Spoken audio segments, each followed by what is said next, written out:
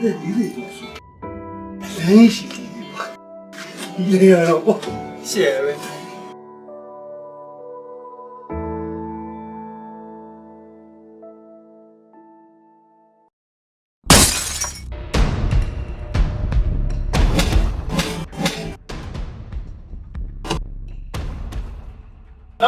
啊！屁股，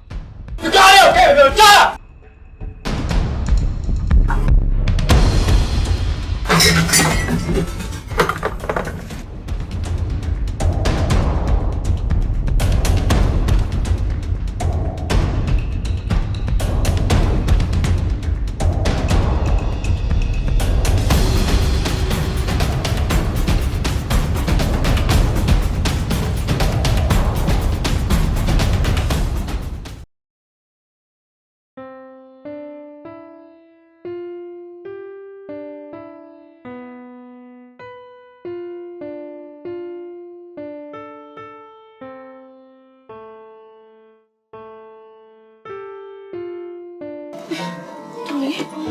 ！chị đối nhận biết đâu số không đẹp mẹ cô lấy chẳng phải này đâu này chị đối à lại qua xem mấy phim bản này lộ trên mà ra là này thấy nhận phim vậy à thò lý mà đi vào tầm gì thò lý à tụi nghe đi đi họ đã số lý số đi thò lý lớn lấy cái gì đó côจะthấy rồi đó mà đi lu số vô phiền luôn mẹ làm mà tôi nằm mẹ béo béo chị tú số này anh đi chơi này là mi cho đi vậy bây giờ biết cái nào bộ tao mi đâu nghe đó để rồi thì mà mau đồ ra tao mi béo mà về đồ đi tao mi ở đây tháo đi chỉ mi đó đấy tao mi đâu mà thì hai tôi chỉ biết này về đồ đi ta chỉ tú vào đóတော်လေးရေမငိုပါနဲ့တော့နော်ဖြစ်ပြီးမှတော့ဘယ်တက်နိုင်မှာမလဲသူနဲ့အမှုဖြစ်တဲ့လူစီသွားပြီးတော့တောင်းပန်ပြီးအမှုကိုကြေးရအောင်လုပ်ရတော့မှာပေါ့အခုလောလောဆယ်တော့သမီးရဲစခန်းအောင်လိုက်သွားပြီးအမှုတွေအာမခံရအောင်လို့သမီးစူးစမ်းကြည့်ပါမယ်ခုနေပါဦးသမီးတော်လေးသမီးကိုအားကိုးရတယ်နော်သမီးတကယ်ချင်းကိုသမီးဆောက်ရှက်ပါသမီးစိတ်ချပါတော်လေးရေသမီးစူးစမ်းကြည့်ပါမယ်ချစ်တူ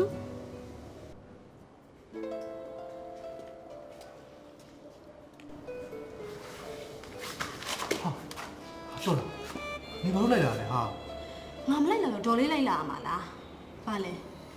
နင်ကဒေါ်လေးကိုရဲစကန်ကိုလာသေးချင်းလို့လားမဟုတ်ပါဘူးဟာငါလေနင့်ရောငါမျိုးလာသေးချင်တာမဟုတ်ဘူးဟာအဲ့ဒါဆိုလည်းရံမဖြစ်နဲ့ပေါ့ကြည်တူရေနင်ရံဖြစ်ပြီးအဖမ်းခံရလို့ရှင်တယောက်မဟုတ်တယောက်ကလိုက်လာတာပဲ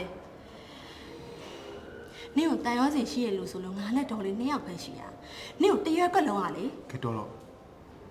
ငါဘာလို့ရံဖြစ်လဲဆိုတော့နေမမေးတော့ဘူးအေးပါပြောပါအောင်ဘာလို့ရံဖြစ်တာလဲဆိုတော့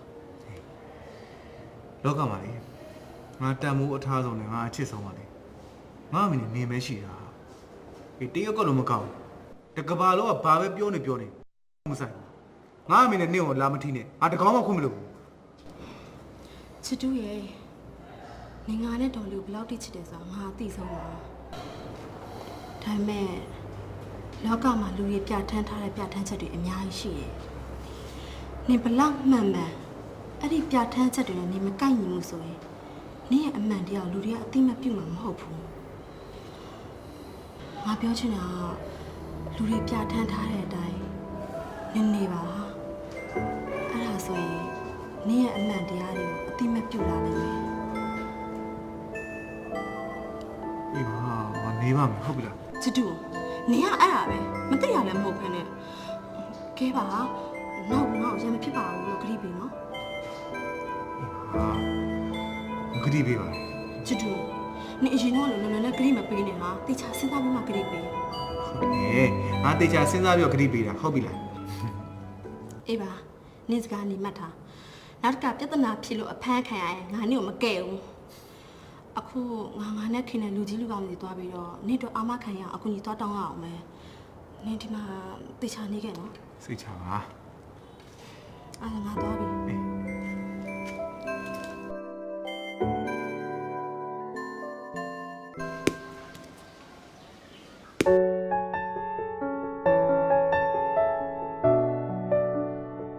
ငါချန်နေရတဲ့ဒီကိုခိုးစားနေတာ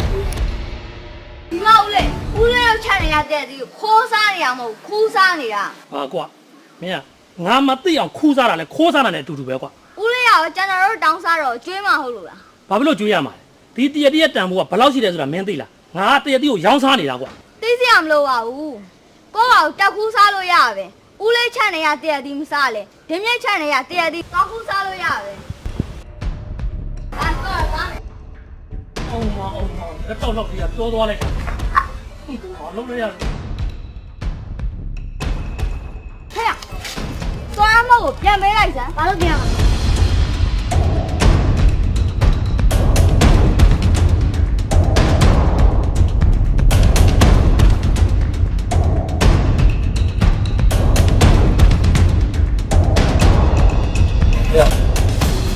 ဒီလိုပါကားပြော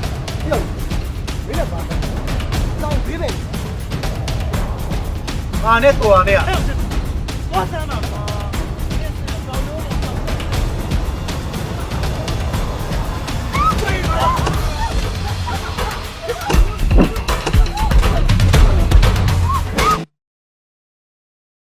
အားမေအာ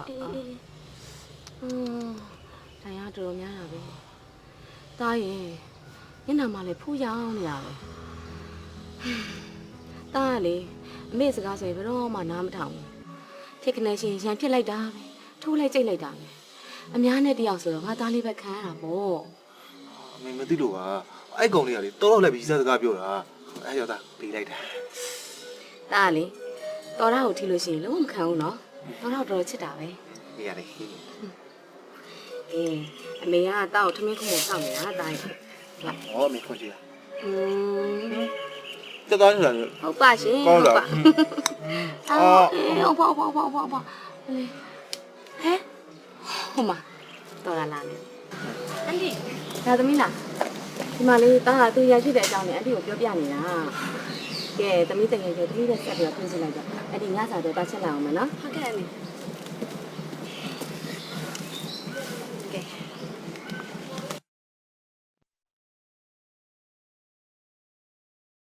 ချစ်တူငါလေးညို့ရံမဖြစ်ပါနဲ့လို့ပြောထားရတယ်။နေငါစကားကိုဘယ်တော့မှနားမထောင်။နေဟိုနေ့ကလည်းကြောင်းနေပြီးတော့ဖုန်းနေတော့ထေးသွားတောက်တယ်ဆိုဟုတ်လား။နောက်တစ်ခါအဲ့လိုလုံးလို့ရတော့လေငါနေကိုဒေါ်လေးနဲ့ကိုတိုင်ပြောမယ်သိလား။ဟွန်းဟဲ့ငါပြောရကြားလား။ဘာချစ်နေရလဲ ဟိုကောင်လေးပြောဟုတ်တယ်ဟာ ။ဘာဟုတ်တာလဲ ညရမ်းလာလာလေငါစငါတတိမထားမိဘူးဟာအခုမှလေငါကငါတတိထားမိလား ။နင်ကဘာလို့သတိထားမိရလဲ ငါနဲ့ကိုချစ်နေရဆိုတော့လေငါငါ့ကိုချစ်တယ်မလား ။ချစ်တူနေဘာရှောက်ပြောနေရလဲရှက်စရာကြီး တော်ရတယ်ဟာဘာရှက်ဆရာလို့လဲငါနဲ့ကိုအရင်ချစ်တယ်နင်လည်းငါ့ကိုချစ်တယ်မလားဖြေပါဟာငါကြားချင်လို့ပါ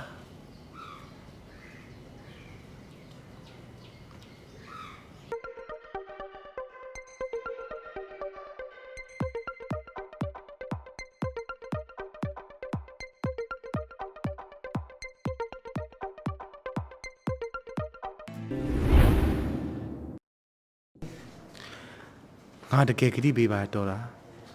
နေနဲ့အမေအတွက်ငါဟာမျောလင်းချက်တစ်ခုဖြစ်ကိုဖြစ်เสีย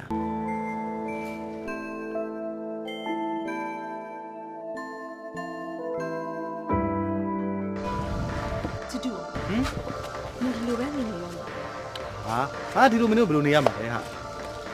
ဟာနေအနေထိုင်နေပြင်ပြီးအလုပ်ကလေးပါလို့လုပ်ဖို့ပြောတာ ငါအနေနဲ့ပြောငါဘာလုပ်လို့လဲ ။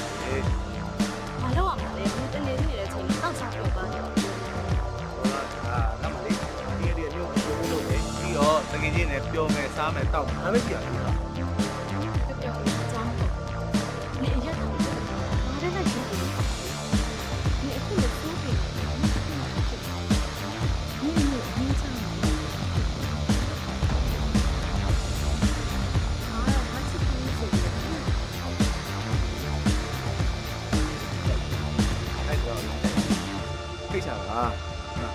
နင်ပြောလို့ဖြစ်လာခဲ့နင်ကသေမိတ်ဆိုအပြီးချလိုက်အဲ့ဒီပြောလို့ မရှိဘူး။ငါစကားဖြစ်တယ်။ငါဒီကပြောတယ်။မင်းမင်းပါလို့ဖြစ်တယ်။ငါတော့ပြောရမှာမဟုတ်ဘူးနော်။မင်းကနားလိုက်။ အေးပါဟာငါအခုနင်ပြောတဲ့စကားတွေကိုအလေးနဲ့ထားစဉ်းစားပါမယ်နော်တော်မလား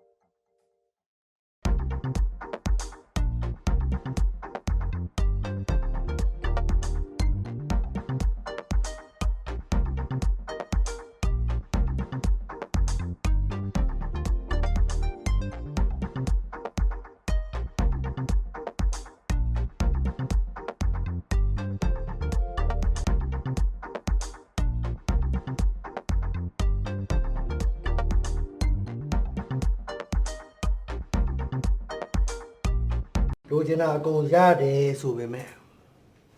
ခုချိန်ထိငါတကယ်လိုချင်တာတခုဟာမရသေးဘူးကွာ ဆရာကြီးကဘလို့လိုချင်လို့လဲ မတ်တူစာ ဆရာကြီးကလည်းမတူစားရဲ့သားတော့လူပြိုကြီးဖြစ်နေပြီဆရာကြီးအခုချိန်ကြီးစီးအောင်လို့မရသေးဘူးလား မတ်တူစာသားတော်လူပြိုဖြစ်နေပြီ ဟုတ်ကဲ့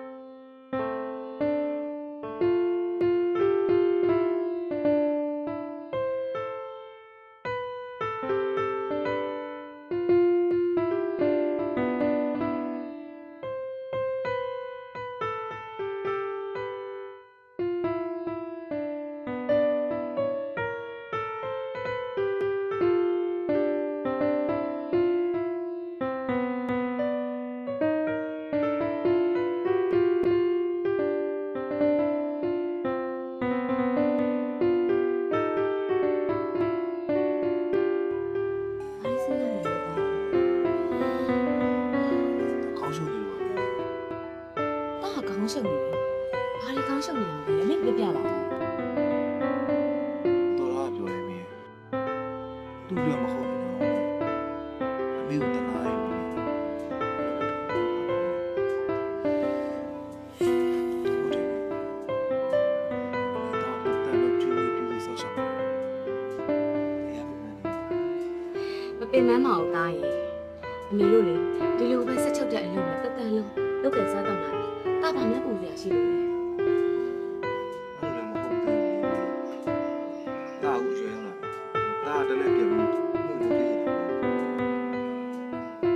ဒါပဲ။ဆဲလာအောင်ပါ။ပြတော့ရ ။ကဲပါတားရေ။ဘာလို့အောင်ရစကားပြောနေ။တားနဲ့တင့်တော်မဲ့အလုပ်တနေ့ဆိုင်ရှာတွေ့လာမှာပေါ့။ကဲဒီနေ့စားတော့မလား။မင်းတို့ပြောမယ်နော် ။ဒီခုချိန်မှာ ။အမလေးခုချိန်မှာပေါ့ငါသားလေး စားမယ်။ ဒါ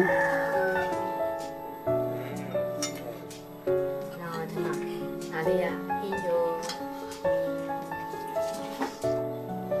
ကောင်းတာ အောင်လား ကောင်းလား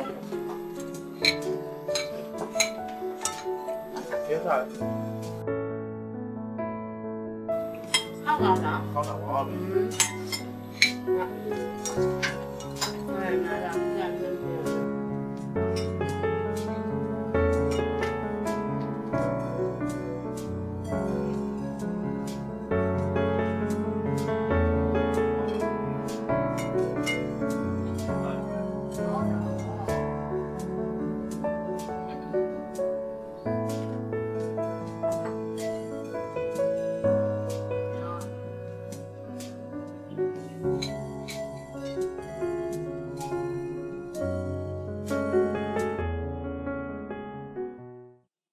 တော်လား ပြောရည် ငါလှုပ်တော့မှာ တကယ်လား တကယ်ပြောတာဒါမဲ့ဟာငါအလုပ်လုပ်တော့မယ်ဆိုတော့ဘယ်သူမှအယုံကြည်မရှိရတော့ငါ့အလုပ်ပေးဖို့ဘူးမှစိတ်မစားဘူးဟာ ချစ်တူရဲ့နင်အဲ့လောက်လည်းအားမငယ်ပါနဲ့ငါဝိုင်းကူရှာပေးမှာပေါ့ နင်ကဘယ်လိုရှာပြမှာလဲ ငါတို့တရားရုံးပါလေ ဟာနင်ရတယ်ဟာနင်တို့တရားရုံးမှာငါအလုပ်လုပ်ရမယ်ဆိုရင်ငါပြတာလုပ်ပဲရမှာပေါ့ငါတို့တင်းတော့တင်းထားချင်တာလုပ်မယ်လုပ်ချင်တာ ချစ်တူရဲ့နင်အဲ့လောက်ကြီးလောဘမကြီးပါနဲ့ငါအများကြီးမမျှော်မှန်းထားပါဘူးနင်အလုပ်ကိုင်းတစ်ခုနဲ့လိမ့်လိမ့်မမနေရင်ပဲငါကျင်းနေပါပြီ ဒီပါနေဖြစ်စေချင်တာကိုငါကြိုးစားငါဖြစ်ချင်တာကိုလည်းနင်လိုက်ရောပဲလေ ငါဘာလို့လိုက်ရောရမှာလဲ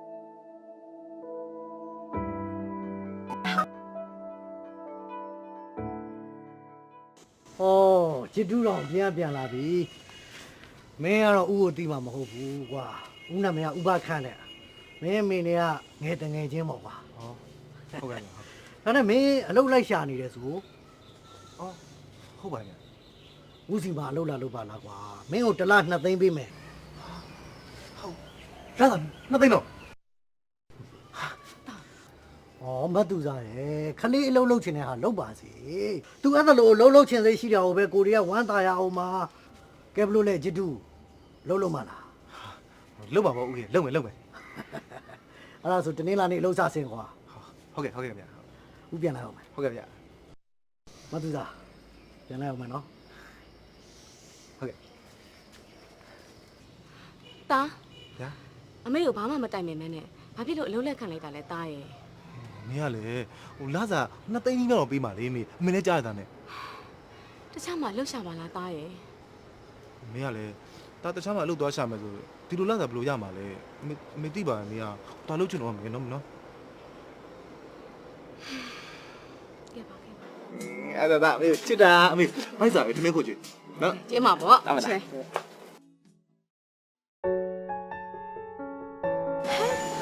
နေအလုပ်ရသွားရဟုတ်လားချစ်တူ ဟုတ်တယ်ငါလုပ်ရပါတယ် ဝမ်းသာလိုက်တာဟဲ့ဘာလို့လဲငါ့ကိုပြောပါ ဘာလို့လဲငါမသိဘူးကွာ နင်ကလည်း ဟုတ်တယ်ဟိုငါအမေရဲ့တငယ်ချင်းကွာအဲ့ဦးလေးကငါအလုပ်ပေးရဘာလို့လုပ်ရမှာငါမသိဘူး ဟောအဲ့ဒါများဟဲ့ဦးလေးကျွန်တော်ဘာလုပ်လို့ရမလဲဘာညာမေးလိုက်ရော နင်ကလည်းဟာငါအလုပ်ဝင်နေလို့သိပြီဟာ အေးပါချစ်တူ ဟမ် နေလောက်ကတရားဥပဒေနဲ့ညီဆုံးနေနေဘယ်လိုလုပ်မလဲ နင်ကလေတရားသူကြီးလို့မပြောအောင်သိလားဖိုင်းလျှောက်တွေးနေမှမဖြစ်ပါဘူးဟာနင်ကလည်း အေးပါ ကဲငါလုပ်ရပါလေဆိုတော့နင်မပြောဘူးလား ပြောတာပေါ့ဟာနေဘယ်လိုမေးလိုက်တာချစ်တူနေပထမဆုံးရတဲ့လာတော့အမေကိုအဲ့ရမယ်နော် အဲ့မှာဘောဟာလောလောဆယ်တော့အလုပ်ရအထိမ့်မဲ့နေနေနင်းနေအောင်လုပ်သွားစား